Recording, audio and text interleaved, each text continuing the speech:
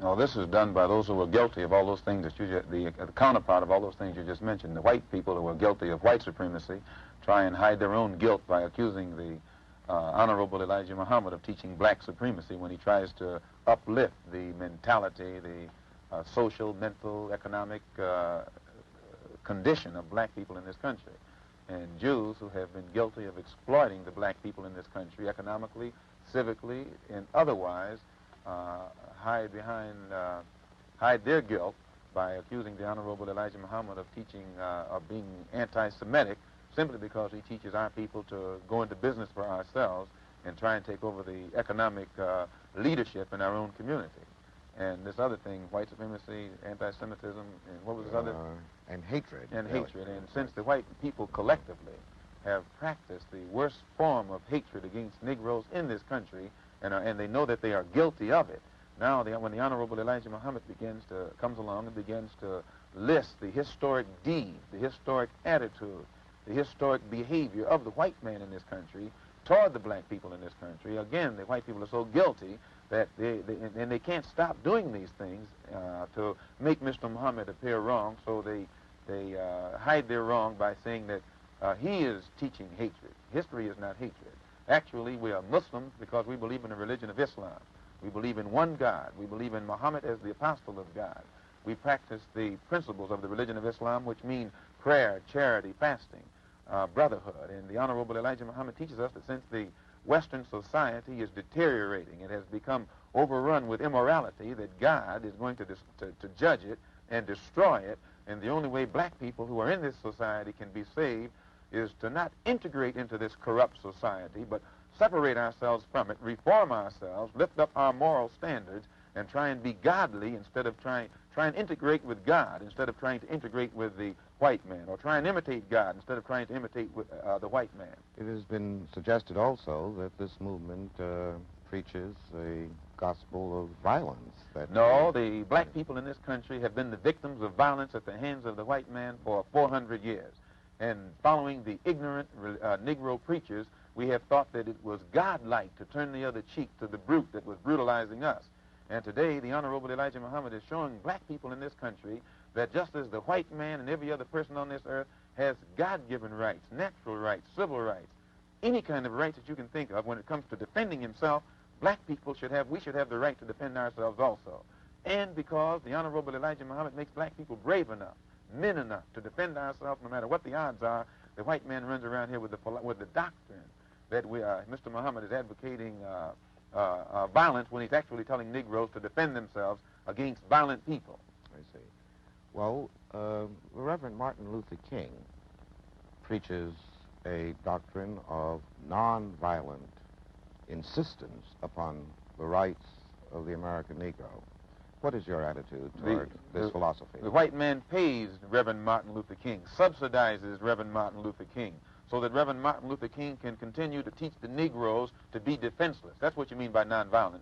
Be defenseless. Be defenseless in the face of one of the most cruel beasts that has ever taken the people into captivity. That's the American white man. And they have proved it throughout the country by the police dogs and the police clubs. 100 years ago, they used to put on a white sheet and use a bloodhound against Negroes. Today, they have taken off the white sheet and put on police uniforms. They've traded in the bloodhounds for police dogs, and they're still doing the same thing. And just as Uncle Tom, back during slavery, used to keep the Negroes from resisting the bloodhound or resisting the Ku Klux Klan by teaching them to love their enemy or pray for those who use them despitefully, today Martin Luther King is just a 20th century or modern Uncle Tom or a religious Uncle Tom who is doing the same thing today to keep Negroes defenseless in the face of attack that Uncle Tom did on the plantation to keep those Negroes defenseless in the face of the attack of the Klan in that day. But the goal of Dr. King is full equality and full rights of citizenship for Negroes. The goal of Dr. Martin Luther King is to give Negroes a chance to sit in a segregated restaurant beside the same white man who had brutalized them for 400 years. The goal of Dr. Martin Luther King is to get Negroes to forgive the people who have brutalized them for 400 years by lulling them to sleep and making them forgetting what those whites have done to them. But the masses of black people in America today don't go for what Martin Luther King is putting down. As you said in one of your articles, it's psychologically insecure, or something of that sort. I forget how you put it. But you didn't endorse what Martin Luther King was doing yourself. I do not reject his goals of full integration and full equality rights for American citizens. Do you reject these goals? If you don't think that he's walking on the right road, I'm quite sure you don't agree that he'll get to the right place. And if you would classify his method as psychologically unrealistic, I think that if a man's method is psychologically unrealistic, which means the road or the means or the method that he's using, I think as a psychologist, you would be very doubtful that he would reach the right goal. There is one correction, Mr. Malcolm, I'd like to make here. In that same piece that you're quoting from, I said that his methods are effective. His philosophy of love of the oppressor, I thought, was psychologically burdensome. But I would be more interested in your goals. What are the goals of the movement which you represent so effectively? Just as you said in the same article, see, Mr. Muhammad is trying to get us on God's side so God will be on our side and help us to fight our battles against a very vicious, deceitful, hypocritical enemy. And this is why Mr. Muhammad put so much stress upon moral reformation, that when Negroes stop getting drunk, when Negroes stop fornicating and committing adultery, when Negroes stop being addicted to drugs and these things that destroy the moral fiber and the morale of the Negro, then our people will be able to get together and unite in harmony and unity and get our own problems solved. Toward what end would you want our people united? What would you Towards being on God's side. The Honorable Elijah Muhammad teaches us that God now is about to establish a kingdom on this earth based upon brotherhood and peace. And the white man is against brotherhood, and the white man is against peace. His history on this earth has proved that. Nowhere in history has he been brotherly toward anyone. The only time he's brotherly toward you is when he can use you, when he can exploit you, when he can oppress you, when you will submit to him. And since his own history makes him unqualified to be an inhabitant or a citizen in a kingdom of brotherhood, the Honorable Elijah Muhammad teaches us that God is about to eliminate that particular race from this earth. So since they are due for elimination, we don't want to be with them. We're not trying to integrate with that which we know has come to the end of its rope. We're trying to separate from it and get with something that's more lasting, and we think that God is more lasting than the white man. So in effect, Minister Malcolm, your movement does not share the integration goals of the NAACP, CORE, Martin Luther King's movement, and the student nonviolent movement. You don't integrate with a sinking ship. You don't do anything to further your stay aboard a ship that you see is on its way down to the bottom of the ocean. Moses tried to separate his people from Pharaoh, and when he tried, the magicians tried to fool the people into staying with Pharaoh. And we look upon these other organizations that are trying to get Negroes to integrate with this doomed white man as nothing but modern-day magicians, and the Honorable Elijah Muhammad as the modern-day Moses who's trying to separate us from the modern-day Pharaoh. Well, do you feel that the Negroes who are attempting to influence the policies and actions of our federal government, the Attorney General, the President of the United States, When James Baldwin recently had a conference with Robert Kennedy, he took Lena Horne, who's married to a white man, Lorraine Hansberry, who's married to a white man, Belafonte, who's married to a white woman, Edwin Berry of the Urban League, who's married to a white woman.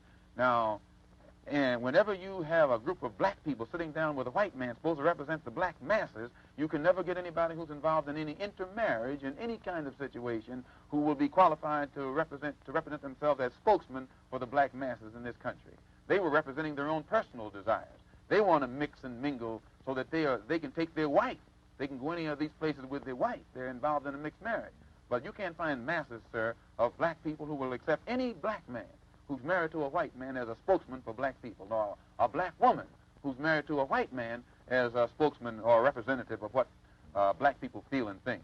What do you feel the Negro should do in respect to obtaining even more effective protection from our federal government? You never will get protection from the federal government. That's like King is asking Kennedy to go to Alabama and stand in the doorway, put his body in the doorway. That's like asking the fox to protect you from the wolf. And when now the masses of black people can see this, and it is only the Negro leadership, the bourgeois, hand-picked handful of Negroes who think that they're going to get some kind of respect, recognition, or protection from the government. The government is responsible for what is happening to black people in this country. The president has power. You notice he didn't send any troops into Birmingham to protect the Negroes when the dogs were biting the Negroes. The only time he sent troops into Birmingham was when the Negroes erupted. And then the president sent troops in there not to protect the Negroes, to protect them white people down there from those erupting Negroes. Well, are not Negro Americans citizens? If they were citizens, you wouldn't have a race problem. If the Emancipation Proclamation was authentic, you wouldn't have a race problem. If the 13th, 14th, 15th Amendment to the Constitution was authentic, you wouldn't have a race problem. If the Supreme Court desegregation decision was authentic, you wouldn't have a race problem. All of this is hypocrisy. And it is this hypocrisy that has been practiced by the so-called white, so-called liberal for the past 400 years that compounds the problem, makes it more complicated instead of eliminating the problem. Well, Minister Malcolm, what do you see as the future of the Negro in America? What do you think will be the culmination of the present thrust? Until the white man in America sits down and talks with the Honorable Elijah Muhammad, he won't even know what the race problem, what makes the race problem what it is. And it's just like Pharaoh couldn't get a solution to his problem until he talked to Moses, or Nebuchadnezzar or Belshazzar couldn't get a solution to his problem until he talked to Daniel. The white man in America today will never understand the race problem or come anywhere near getting a solution to the race problem until he talks to the Honorable Elijah Muhammad. Then Mr. Muhammad will give him God's analysis, not some kind of political analysis or psychologist analysis or some kind of clergyman's analysis, but God's analysis. That's the analysis that Moses gave Pharaoh. That's the analysis that Daniel gave Belshazzar. And today we have a modern Belshazzar and a modern Pharaoh sitting in Washington, D.C. What do you think is going to happen in Birmingham, in Jackson, Mississippi, in Philadelphia, in Boston, in Englewood? Well, Dr. Clark, as you know, these Negro leaders have been telling the white man everything is all right, everything's under control. And they've been telling the white man that Mr. Muhammad is wrong, don't listen to him. But everything that Mr. Muhammad has been saying is going to come to pass, is now coming to pass. And now the Negro leaders are standing up saying that we're about to have a racial explosion. You're going to have a racial explosion. And a racial explosion is more dangerous than an atomic explosion. It's going to explode because black people are dissatisfied.